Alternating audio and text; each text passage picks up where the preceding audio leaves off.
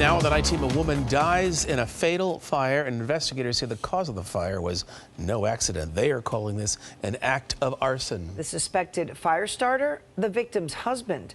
The night team's Maricela Burgos live in Hialeah Gardens with this. Maricela.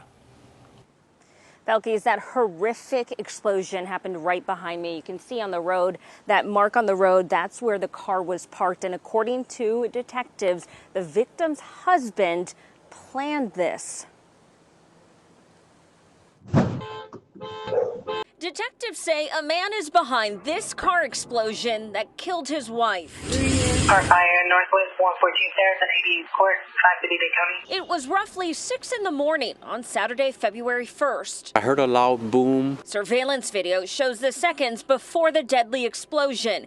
You see a car pull up and stop in the street along Northwest 88th Court in Hialeah Gardens. Investigators say after the car stops, the passenger opens the door trying to get out. But this man, 50-year-old Noel Ruiz Mestre, manages to get out of the car. Then the explosion happened.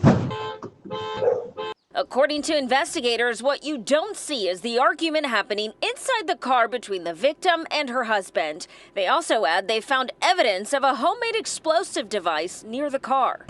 We're on scene with PD right now at Rescue 28. We got a 45 in this car. The neighbors about 20-30 seconds later come out, and then I heard the police sirens approaching. One of the neighbors came by and said that there was a woman that had gotten burned. A family member of the victim identified her as this woman, Jusnabi.